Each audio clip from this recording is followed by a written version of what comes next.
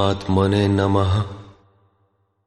यथार्थ गीता, श्रीमद् भगवत गीता, अथ तृतीयो अध्यायः। देवान् भावयतानेन ते देवा भावयन्तु वः परस्परं भावयन्तः श्रेयः परमवाप्स्यथ। इस यज्ञ द्वारा देवताओं की उन्नति करो, अर्थात दैवी संपत्ति की वृद्धि करो। वे देवता लोग तुम लोगों की उन्नति करेंगे। इस प्रकार आपस में वृद्धि करते हुए परम श्रेय, जिसके बाद कुछ भी पाना शेष न रहे, ऐसे परम कल्याण को प्राप्त हो जाओ। ज्यों ज्यों हम यज्ञ में प्रवेश करेंगे, आगे यज्ञ का अर्थ होगा आराधना की विधि। त्यों त्यों हृदय देश में दैवी संपत्ति अर्जित होती चली जाएगी। परम देव एकमात्र परमात्मा है। उस परम देव में प्रवेश दिला देने वाली जो संपद है, अंतःकरण की जो सजातीय प्रवृत्ति है, उसी को दैवी संपद कहते हैं। वो परम देव को संभव करती है, इसलिए दैवी संपद कही जाती है, न कि बाहरी देवता जैसा लोग कल्पना कर लेते हैं। योगेश्वर श्री कृष्ण के शब्दों में उनका कोई अस्तित्व नहीं है। आगे कहते हैं,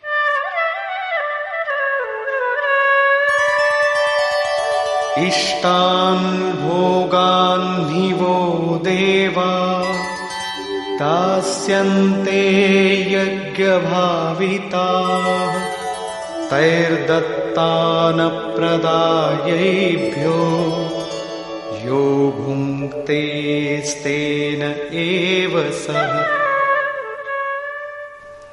यज्ञ द्वारा संवर्धित देवता दैवी संपत्ति आपको इष्टान भोगान ही दास्यन्ते, इष्ट अर्थात आराध्य संबंधी भोगों को देंगे, अन्य कुछ नहीं। तैहि दत्तान, वे ही एकमात्र देने वाले हैं। इष्ट को पाने का अन्य कोई विकल्प नहीं है। इन दैवी गुणों को बिना बढ़ाए जो इस स्थिति का भोग करता है, वो निश्चय ही चोर है। जब उनसे पाया ही नहीं तो भोगेगा क्या? किंतु कहता अवश्य है कि हम तो तत्वदर्शी हैं। वो निश्चय ही चोर है, न कि प्राप्ति वाला।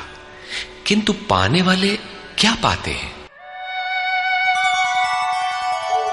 यज्ञशिष्टाशिनः सन्तो मुच्यन्ते सर्वकिल्बिषैः भुञ्जते ते त्वघं पापा ये पचन्त्यात्मकारणात्। यज्ञ से बचे हुए अन्न को खाने वाले संतजन सब पापों से मुक्त हो जाते हैं। दैवी संपत्ति की वृद्धि करते करते परिणाम में प्राप्ति काल ही पूर्ति काल है। जब यज्ञ पूर्ण हो गया तो शेष बचा हुआ ब्रह्म ही अन्न है। इसी को श्री कृष्ण ने दूसरे शब्दों में कहा, यज्ञ शिष्टामृत भुजो यान्ति ब्रह्म सनातनम। यज्ञ जिसकी सृष्टि करता है, उस अशन को पान करने वाला ब्रह्म में प्रविष्ट हो जाता है।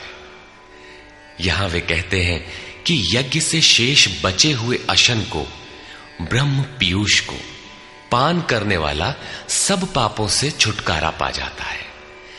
संत जन तो छूट जाते हैं, किंतु पापी लोग मोह के माध्यम से उत्पन्न शरीरों के लिए पचते हैं। वे पाप खाते हैं। उन्होंने भजन भी किया, आराधना को समझा, अग्रसर भी हुए, किंतु बदले में एक मीठी सी चाह पैदा हो गई कि आत्म कारणात् शरीर के लिए और शरीर के संबंधों को लेकर कुछ मिले। उसे मिल तो जाएगा, किंतु उतने भोग के पश्चात वो अपने को वहीं खड़ा पाएगा जहां से चलना प्रारंभ किया था। इससे बड़ी क्षति क्या होगी? जब शरीर ही नश्वर है तो इसके सुख भोग कब तक साथ देंगे? वे आराधना तो करते हैं, किंतु बदले में पाप ही खाते हैं। पलटि सुधाते सठ विष लेहि, वो नष्ट तो नहीं होगा, किंतु आगे नहीं बढ़ेगा। इसीलिए श्री कृष्ण निष्काम भाव से कर्म भजन करने पर बल देते हैं। अभी तक श्री कृष्ण ने बताया कि यज्ञ परम श्रेय देता है और उसकी रचना महापुरुषों द्वारा होती है, किंतु वे महापुरुष प्रजा की रचना में क्यों प्रवृत्त होते हैं? इस पर कहते हैं,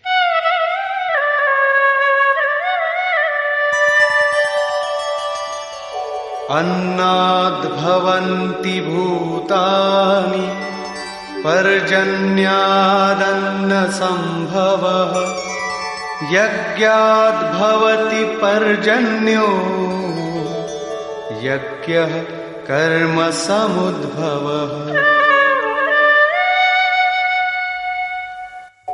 कर्म ब्रह्मोद्भवं विद्धि ब्रह्माक्षर समुद्भवम् तस्मात् सर्वगतं ब्रह्म नित्यं यज्ञे प्रतिष्ठितम्। संपूर्ण प्राणी अन्न से उत्पन्न होते हैं। अन्नम ब्रह्म व्यजानात्, अन्न परमात्मा ही है। उस ब्रह्म पीयूष को ही उद्देश्य बनाकर प्राणी यज्ञ की ओर अग्रसर होता है। अन्न की उत्पत्ति वृष्टि से होती है, बादलों से होने वाली वर्षा नहीं अपितु कृपा वृष्टि। पूर्व संचित यज्ञ कर्म ही कृपा के रूप में बरस पड़ता है।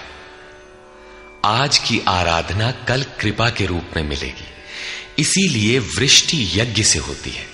स्वाहा बोलने और तिल जौ जलाने से ही वृष्टि होती तो विश्व की अधिकांश मरुभूमि ऊसर क्यों रहती, उर्वर बन जाती। यहां कृपा वृष्टि यज्ञ की देन है। ये यज्ञ कर्मों से ही उत्पन्न होने वाला है। कर्म से यज्ञ पूर्ण होता है। उस कर्म को वेद से उत्पन्न हुआ जान। वेद ब्रह्म स्थित महापुरुष की वाणी है। जो तत्व विदित नहीं है उसकी प्रत्यक्ष अनुभूति का नाम वेद है, न कि कुछ श्लोक संग्रह। वेद अविनाशी परमात्मा से उत्पन्न हुआ जान।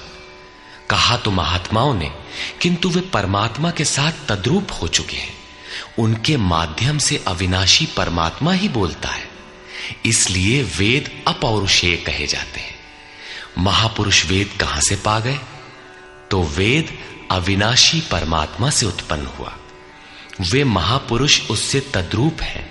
वे मात्र यंत्र हैं, इसलिए उनके द्वारा वही बोलता है, क्योंकि यज्ञ के द्वारा ही मन के निरोध काल में वो विदित होता है।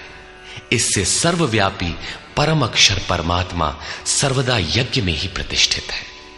यज्ञ ही उसे पाने का एकमात्र उपाय है। इसी पर बल देते हैं,